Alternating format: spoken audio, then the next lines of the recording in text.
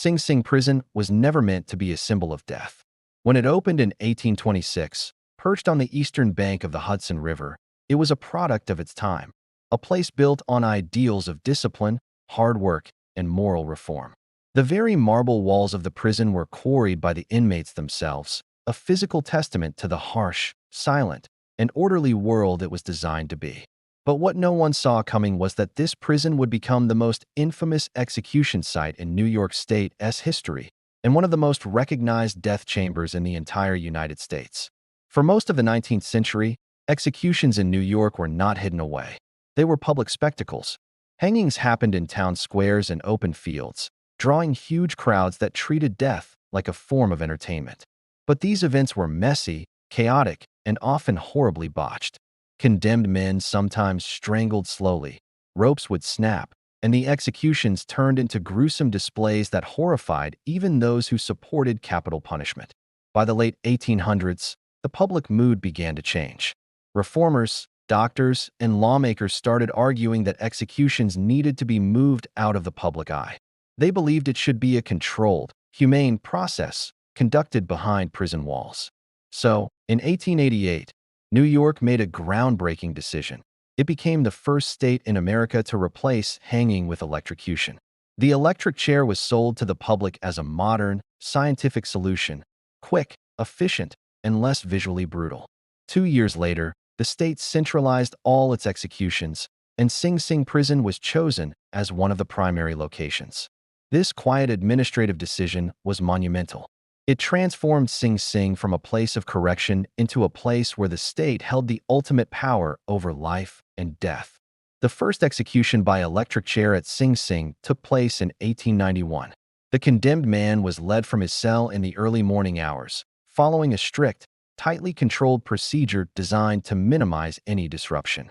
The witnesses were limited to prison officials, doctors, clergy, and a few journalists. The public was shut out, but the newspapers quickly filled that void, describing the event in vivid, sensational detail for everyone to read.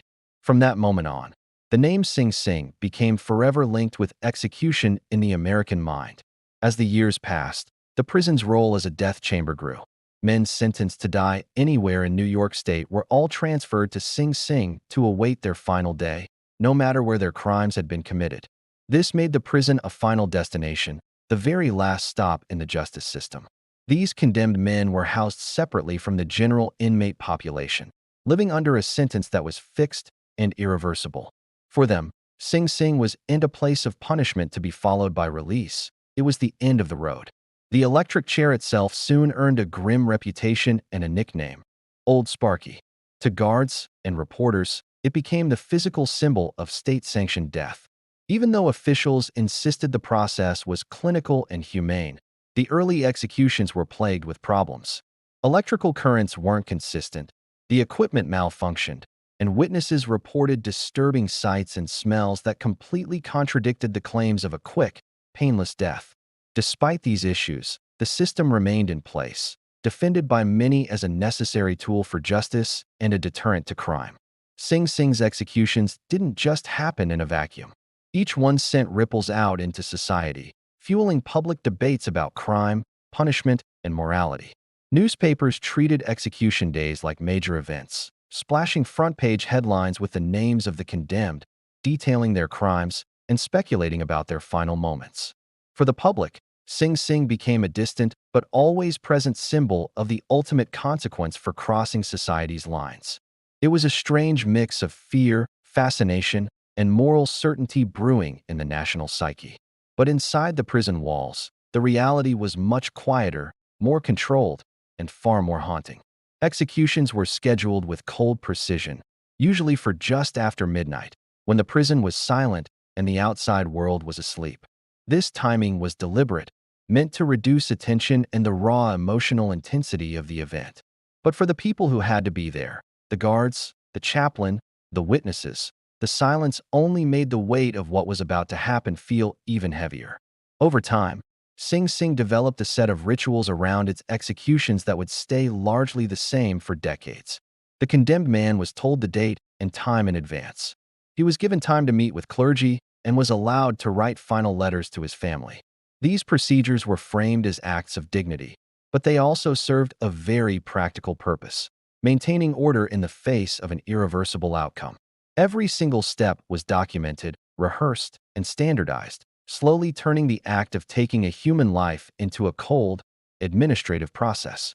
By the early 20th century, Sing Sing had already executed dozens of men, and with each one, its identity as New York's death chamber became more deeply ingrained. The prison was no longer just known for its imposing architecture or its inmate labor system. It was known for the finality it represented. To be sent to Sing Sing under a death sentence was to be put on a path with no detours and no return, a path governed by schedules, protocols, and an unseen switch that would, eventually, be thrown. This was the beginning of Sing Sing's dark transformation. The prison didn't ask for its role as the state's executioner, but once that role was assigned, it carried out its duties with the full, unwavering authority of the state. What followed were decades of deep psychological strain, moral conflict, and human suffering, felt not just by the condemned, but by their families, the prison staff, and an entire society grappling with the true meaning of justice. By the time a condemned inmate arrived at Sing Sing's execution chamber, the process had already stripped away nearly every illusion of uncertainty. Appeals had been exhausted, dates had been set and postponed, and finally confirmed again. What remained was procedure, precise, repetitive, and deliberately unemotional. The death chamber was not designed to provoke fear. It was designed to function. The execution room at Sing Sing was located away from the main prison corridors, sealed off from daily life behind thick walls and locked doors. It was a space few inmates ever saw, and even fewer ever left. The room itself was plain, almost clinical, containing only what was necessary: the electric chair, control equipment, and a small witness area separated by glass. There were no symbols of punishment on the walls, no dramatic lighting, no attempt to make the moment feel monumental. That simplicity was intentional.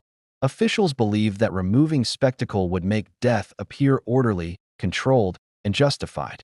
At the center of the room sat the electric chair, solid, heavy, and unmistakable. Constructed of wood reinforced with metal fittings, it was designed to restrain the body completely. Leather straps secured the arms, legs, chest, and head. A metal skull cap electrode was placed carefully, and another contact point was attached to the leg. Every placement followed a strict protocol, refined through years of trial, error, and grim experience. This was not improvisation. It was a system built to be repeated. Executions at Sing Sing typically took place just after midnight. The timing was not symbolic, but strategic. The prison was quieter. The outside world was asleep. Fewer staff were present, reducing the emotional atmosphere surrounding the event. Yet for the condemned, the hours leading up to midnight were often described by witnesses as the longest of their lives. Time slowed. Sounds became sharper. Every footstep outside the cell carried meaning. In the final hours, the condemned inmate was moved from death row to a holding area near the chamber. Clergy were often present, offering prayers or silent companionship. Some inmates spoke continuously, others withdrew completely. Guards were instructed to remain professional and calm, regardless of personal feelings. Any display of emotion was considered a breach of discipline. The system depended on emotional distance to function. When the final moment arrived, the inmate was escorted into the chamber, usually without resistance. By this point, physical resistance was rare. Psychological resignation had often replaced fear. The straps were applied methodically, with trained efficiency. Doctors and technicians checked connections, verified current levels, and signaled readiness. Witnesses observed in silence, many of them having seen multiple executions before. The electric current was activated in stages, following established medical guidelines of the time. Officials believed this approach reduced suffering and ensured death occurred quickly. After the current was stopped, doctors examined the body for signs of life. If necessary, additional current was applied. Only after medical confirmation was death officially pronounced. The entire process, from entry to confirmation, often lasted only a few minutes. Despite the emphasis on control, executions did not always unfold as planned. Historical records document moments of equipment failure, delayed death, and visible distress that contradicted claims of painless efficiency. These incidents were rarely discussed publicly in detail, but they left a lasting impression on those present. Guards, doctors, and witnesses carried those images with them long after the chamber doors closed. For prison staff, the execution chamber represented a psychological boundary. Many guards who worked elsewhere in Sing Sing requested reassignment to avoid execution duty. Others accepted it as part of the job, convincing themselves that responsibility rested with the courts, not the individuals pulling switches or fastening straps. This internal division was never officially acknowledged, but it shaped the culture surrounding the chamber. Witnesses were carefully selected and limited in number. Journalists were allowed, but under strict rules. They could observe, but not interfere. Their accounts would later shape public understanding of executions, often emphasizing order and solemnity while minimizing emotional disruption. In doing so, they reinforced the state's narrative that executions were necessary, controlled, and morally justified. The condemned, however, experienced the chamber differently. For them, the room was not a symbol of justice, but of finality. The chair represented the moment when time ended. Survivors who had spoken to death row inmates before execution often described a shift in perception during those final hours. The future disappeared. Thought narrowed. Every sensation became magnified. The chamber also imposed a psychological toll on those tasked with its operation. Doctors struggled with their dual roles as healers and certifiers of death. Clergy wrestled with offering spiritual comfort in a setting designed for execution. Even seasoned officials admitted privately that no execution ever felt routine, no matter how many times the procedure was repeated. Over decades, the execution chamber at Sing Sing became more than a room. It became an institutional mechanism through which the state asserted authority, finality, and control. Each execution reinforced the idea that justice could be administered mechanically, without moral hesitation. Yet beneath that surface order lay accumulated psychological weight, carried by inmates, families, staff, and witnesses alike. Understanding the execution chamber is essential to understanding Sing Sing itself. This was the place where law became irreversible action, where judgment became consequence. Long before the execution chamber door opened, the punishment had already begun. For condemned inmates at Sing Sing prison, death was not a sudden event. It was a prolonged psychological process, a slow-motion descent into the inevitable. Once a death sentence was finalized, time itself became distorted. Days no longer led toward a future, but crawled toward an ending that could be delayed, rescheduled, but never erased.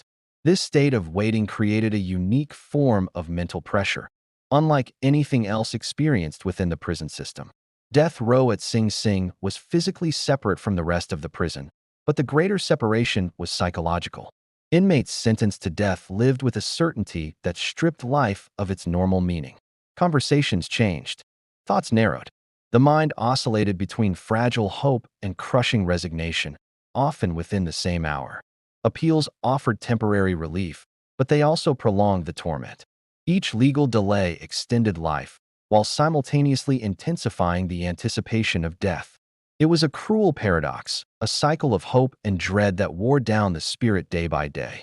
Psychologists who studied death row inmates described a recurring pattern of mental deterioration. In the early stages, many prisoners clung to denial. They spoke as though the sentence would be overturned, convinced themselves of errors in the system, or placed their complete faith in a last-minute intervention from a governor. This denial wasn't delusion. It was a necessary coping mechanism, allowing the mind to survive what it could not yet accept. But as execution dates drew closer, denial often gave way to raw anxiety. Sleep became irregular, a brief escape that was hard to find. Some inmates paced their cells endlessly, wearing paths into the concrete floor, while others withdrew completely, retreating into a shell of silence. Ordinary sounds, the clank of a guard's keys, footsteps echoing in the corridor, a distant door opening, took on exaggerated, terrifying meaning. Every routine movement by guards felt like a signal, a step closer to the end. The body responded to this relentless psychological stress with physical symptoms: trembling, nausea, persistent headaches, and a bone-deep exhaustion that sleep couldn't cure. For many, faith became a central psychological refuge. Clergy visits increased as execution dates drew closer. Some inmates embraced religion with an incredible intensity, seeking forgiveness, meaning, or a sense of peace in their final hours. They prayed for redemption, for a mercy that seemed absent on earth. Others struggled, their faith shaken. They raged with anger toward God, questioning why their prayers went unanswered.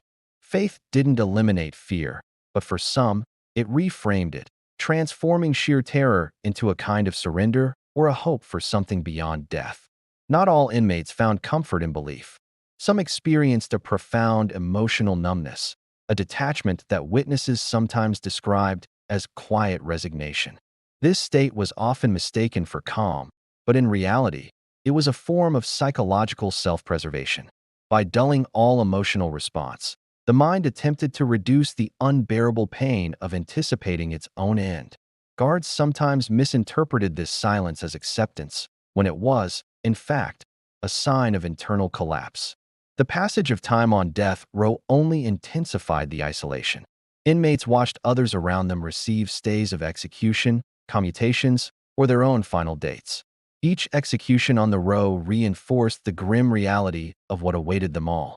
Survivors later recalled how the sounds on execution nights, doors closing, guards gathering in the corridor, sent waves of dread through every cell. Even those not scheduled to die felt the suffocating weight of their proximity to death. It was a shared, silent terror. Letters became a crucial psychological outlet. In their final weeks, many condemned inmates wrote obsessively, composing messages to family, lawyers, clergy, and sometimes the public. These letters often revealed their shifting emotional states: regret, justification, apology, anger, and longing, sometimes all within a single page. Writing was one of the last ways they could assert their identity in a system that had reduced them to a case number and a date on a calendar. It was a final attempt to be heard, to be remembered as a person. The mind also grappled with guilt and memory. Some inmates revisited their crimes repeatedly in their thoughts, replaying moments that could never be undone, trapped in a loop of regret. Others avoided memory altogether, refusing to speak about the past, walling it off. Both responses carried a heavy psychological cost. Facing guilt could be overwhelming, while avoiding it often led to emotional fragmentation and a deeper despair. As execution became imminent, the fear took on a different character. It was no longer an abstract concept. It became concrete, attaching itself to terrifying details: the electric chair itself, the straps, the witnesses watching, the final moment of consciousness ending. Survivors who spoke to inmates during these final hours described a fixation on physical sensation and the passage of time.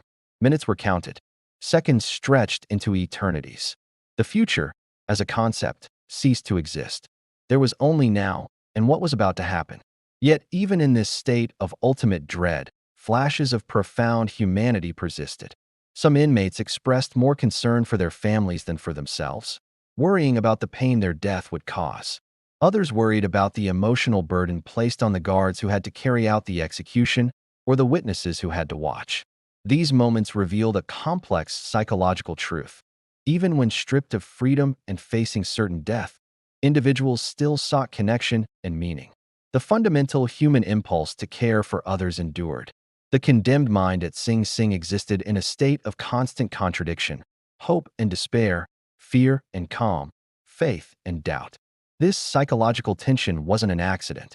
It was the direct consequence of a system that extended life while promising death, forcing the human mind to endure what it could not escape. It was a punishment that began long before the final walk, in the silent, waiting cells of death row. As the execution date approached at Sing Sing, the final hours became a stage for gestures both mundane and profoundly human. In a place designed for control and order, the last meals, last words, and last wishes of condemned inmates stood out as rare acts of agency. Though the ultimate outcome, their death, was predetermined, these final choices allowed inmates a fleeting opportunity to assert autonomy, to leave behind a mark of their identity, and to communicate, however briefly, with the world outside. The tradition of the last meal has always been shrouded in ritual and expectation. At Sing Sing, inmates were usually offered the meal of their choice within strict limits set by the prison kitchen. Some selected elaborate comfort foods: steak, ice cream, pies, while others chose simple fare, a reflection of their mental state, hunger, or resignation. Records show a range of responses. Some ate heartily, savoring the final sensory experience, while others pushed the food away entirely, refusing to eat. In those moments, the act of eating or refusing was laden with psychological significance. Choosing a meal was a brief exercise of control in a life otherwise ruled by schedules, rules, and inevitable death. For some, it was comfort; for others, defiance. While meals offered a final physical indulgence, last words provided the final emotional and moral expression. These statements ranged from brief utterances to impassioned speeches, revealing the inner landscape of the condemned mind. Witnesses recorded words of apology, defiance, religious reflection, and even cryptic comments that hinted at remorse or resignation. Ruth Snyder, executed in 1928, famously displayed defiance, though most condemned men leaned toward private reflection. Clergy often helped inmates frame their final words, offering comfort and spiritual counsel. In this brief, liminal space, language became a vessel for fear, hope, and humanity. Every word was a final imprint on memory for the witnesses, the family, and history itself. The concept of last wishes extended beyond food and words. Prison records indicate that inmates often requested small, symbolic gestures: a cigarette, a prayer, the presence of a family member, or permission to write a final letter. These requests were granted within strict limits, reflecting the tension between institutional control and human compassion. Guards and officials often described observing these moments with a mixture of detachment and empathy. For the inmate, fulfilling these minor requests was a rare assertion of personal agency, a last opportunity to navigate an existence otherwise defined by powerlessness. Psychologically, these final acts carried immense weight. Eating a last meal, speaking a final word, or exercising a last wish offered a fleeting sense of continuity, a way to engage the self in a scenario where life itself was about to end. Inmates could assert moral character, communicate with loved ones, or even shape the narrative that would survive them. These moments transformed the execution from a purely procedural act into a deeply human event, bridging the gap between institutional authority and individual experience. Family members, when present or later informed, experienced the echoes of these gestures in profound ways. Letters sent or last words reported to loved ones became tangible connections to the condemned, providing closure, comfort, or, at times, a source of further grief.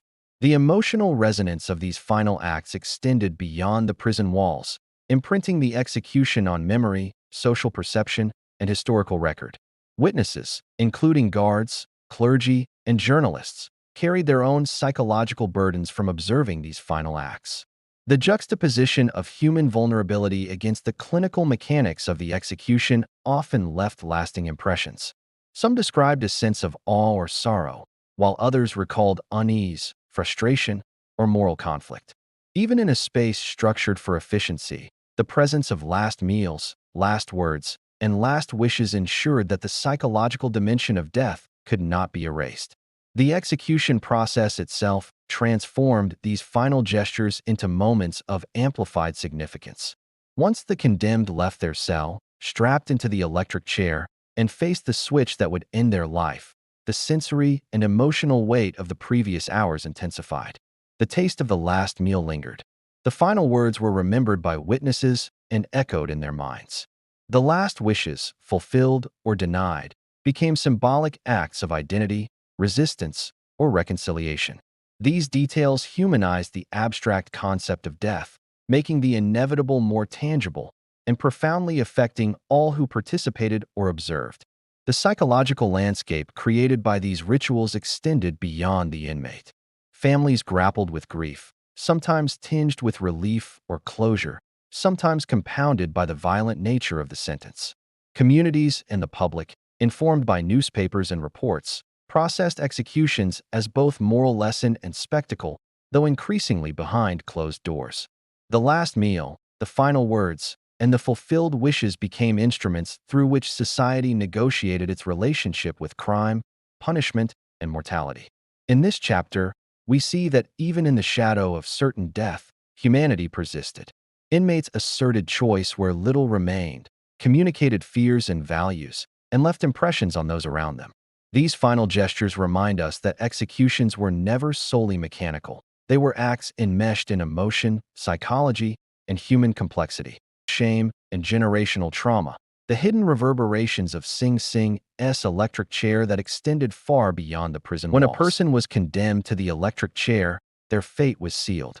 But for their families, the sentence was the beginning of a long and painful ordeal.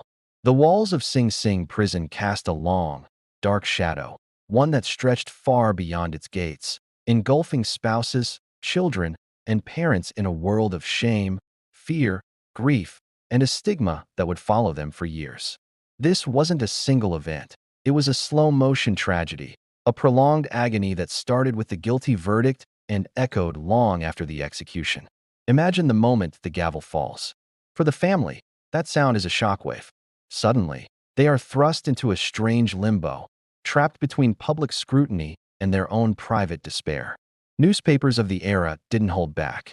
They printed the names of the condemned, often with sensational, graphic details of their crimes. This left families exposed, judged by their communities. Neighbors would start whispering. Old friends would cross the street to avoid them. The community's reaction was a toxic mix of morbid curiosity, suspicion, and outright condemnation. This social isolation wasn't a one-time thing. It was a constant, crushing weight that lingered for years, a psychological burden that was, in many ways, its own kind of prison sentence. The grief these families experienced was incredibly complex.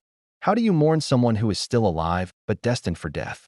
Parents were often consumed by guilt, endlessly questioning where they went wrong in raising their child. Wives and partners faced a double blow, grieving the man they loved while also struggling to keep the family afloat, often facing financial ruin on top of being social outcasts. And then there were the children. Theirs was a uniquely cruel reality. Their parent was a name on a birth certificate, a ghost in family photos, but absent from their daily lives. In their place was the horrifying knowledge of the electric chair. Criminal justice scholars have pointed out the devastating impact on these kids. Many internalized the shame and anxiety, leading to behavioral problems. Tragically, some even ended up entangled in the justice system themselves, continuing a cycle of pain. The emotional toll was made even worse by the constant anticipation. The legal process was a roller coaster of appeals, postponements, and rescheduled execution dates. Every piece of news brought a dizzying mix of hope and dread.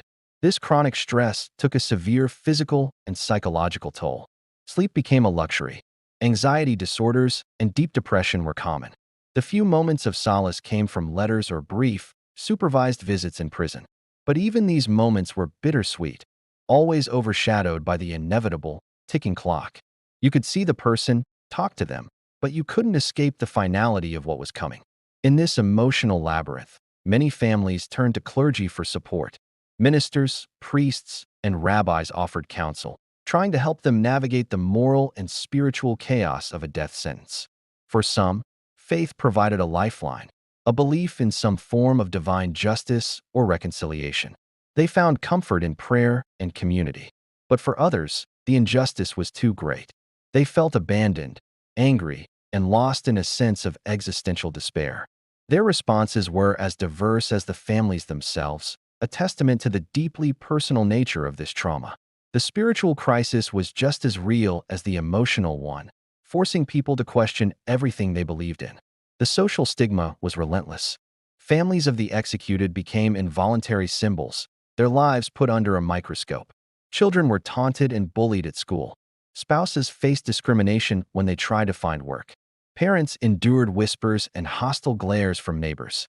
This constant external pressure compounded their private grief, making them feel even more isolated and helpless. For these families, the execution wasn't a form of closure. It didn't end the pain. It ripped open a wound that might never heal, a societal scar that could be passed down through generations. They were marked, not for their own actions, but for the actions of a loved one. The moment of execution itself was a paradoxical climax. Some families were allowed to be present for the final moments or were informed immediately after. For them, it was a torrent of conflicting emotions, a grim relief that the agonizing wait was finally over, but also the raw horror of the finality, the sudden, violent absence of a person who was alive just moments before. For families who weren't there, the experience was different, but no less painful. They were left to piece together the final moments from secondhand accounts, formal letters, or stark newspaper reports. This left them with incomplete, imagined narratives, a haunting void where closure should be. Psychological studies on this specific type of bereavement highlight the long-term damage. Unresolved guilt, moral conflict, and social marginalization could persist for decades.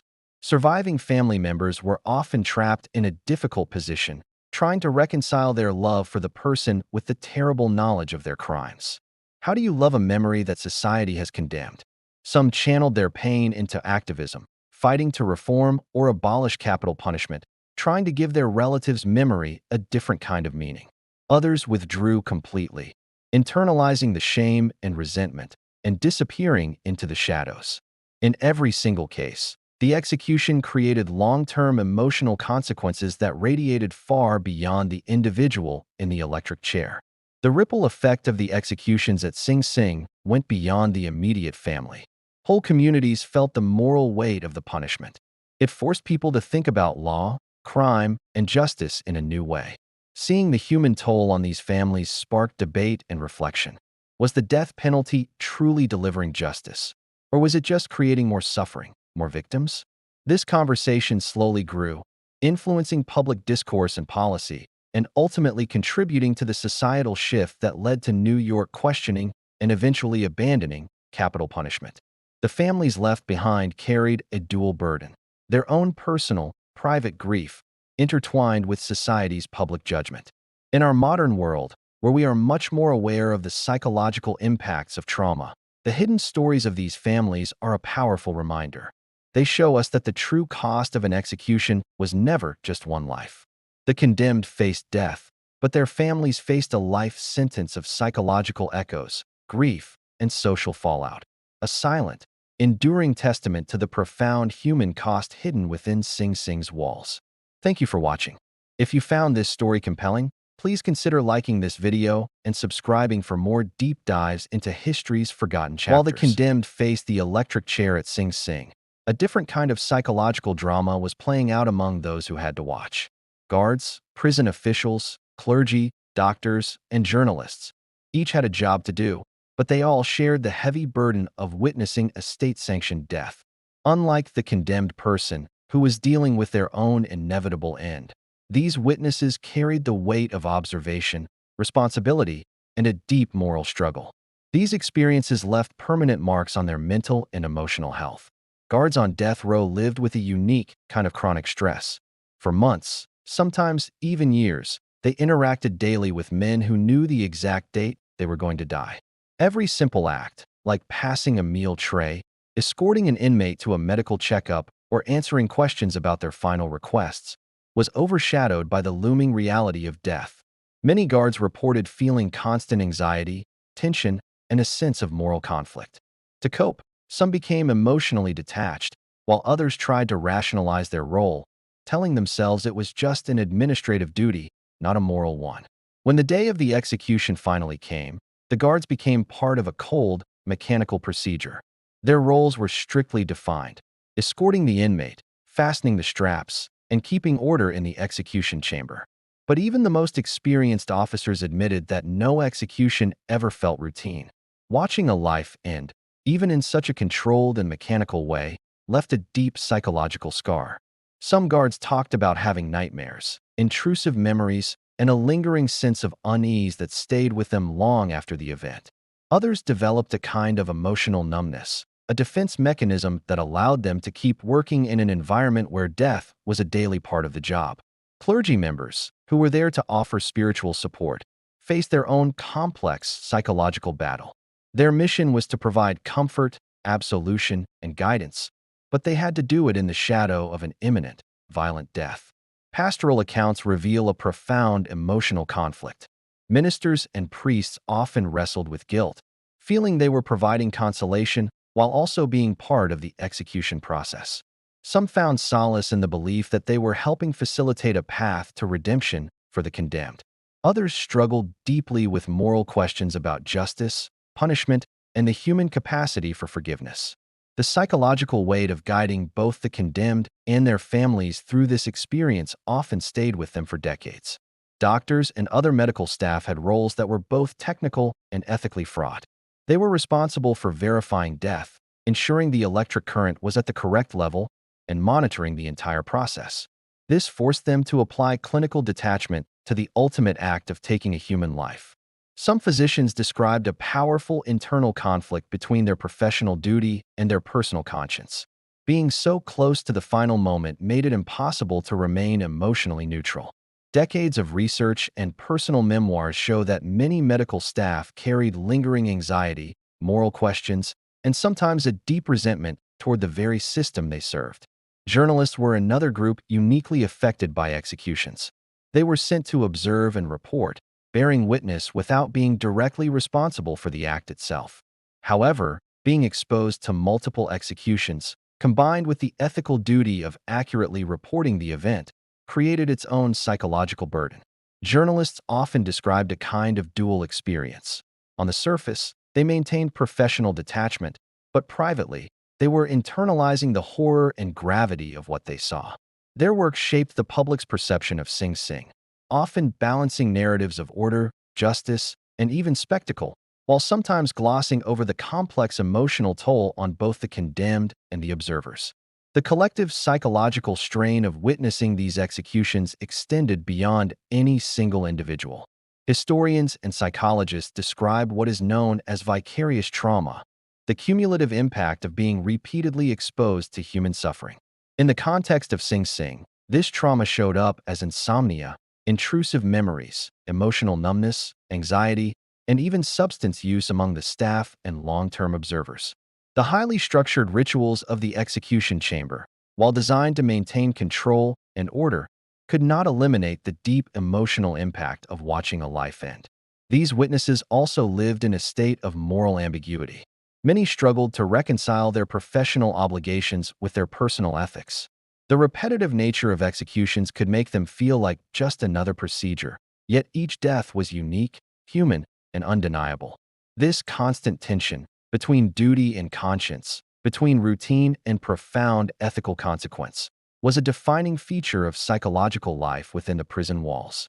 Over time, some developed a hardened detachment, others grew disillusioned with the system, and a few left their jobs entirely, unable to cope with the immense weight of their responsibilities. The presence of these witnesses also played a role in reinforcing societal narratives about execution. Their accounts, both in official reports and private anecdotes, helped shape the public's understanding of capital punishment. Newspapers and official documents often emphasized procedure, solemnity, and the idea of justice being served, but they rarely captured the deep, personal psychological toll on the people who were actually in the room. In this way, the emotional and moral struggles that happened inside the chamber remained largely invisible to the public, even as they profoundly shaped the lives of those who observed the condemned take their final breath. By looking at the experience from the witness's perspective, we get a much more complete picture of what the execution process at Sing Sing was really like. Death wasn't just contained within the chamber. Its effects radiated outward, touching the families, the staff, and the community observers. The psychological cost was widespread and profound, affecting anyone who held a position of responsibility or was simply in proximity to the condemned. It reminds us that the consequences of capital punishment are far more complex and far-reaching than just the final moments in the chair. The executions at Sing Sing weren't just events that happened behind prison walls. They sent shockwaves through all of society. Sure, the condemned, their families, and the official witnesses felt the immediate weight, but everyone was affected in some way. That electric chair, it became more than just a tool for punishment.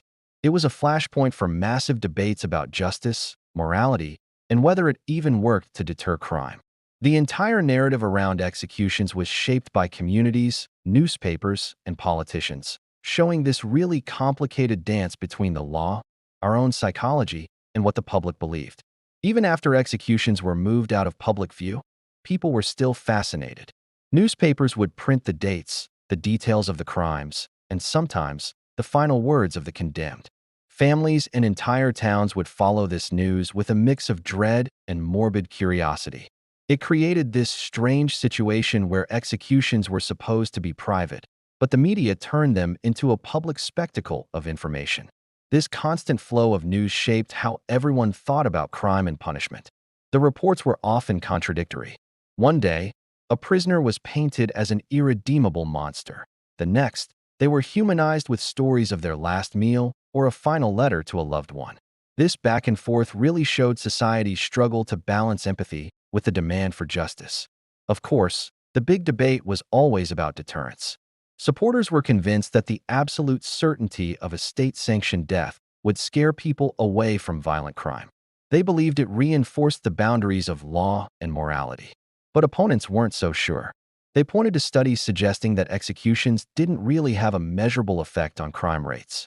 At Sing Sing itself, the evidence was murky. Some researchers saw small, short-term drops in certain crimes right after an execution, but the bigger picture showed that it didn't solve the root causes of crime.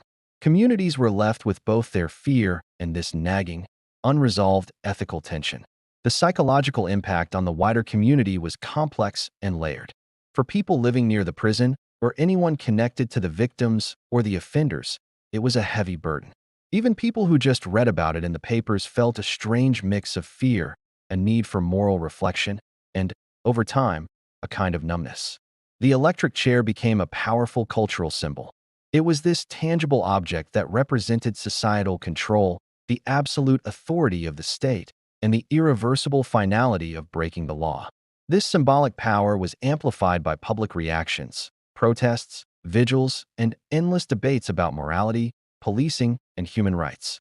As the mid-20th century rolled around, the protests and public opposition became much louder and more organized. Advocacy groups, religious leaders, and prominent intellectuals started to seriously challenge the morality and the psychological damage of executions. These critics highlighted the trauma inflicted not just on the inmates, but on their families, the prison staff, and the community as a whole. Their argument was that the death penalty was just perpetuating a cycle of violence, not promoting rehabilitation or making anyone safer. Over time, these critiques started to sway public opinion and influence policy, forcing lawmakers to rethink capital punishment in a modern society.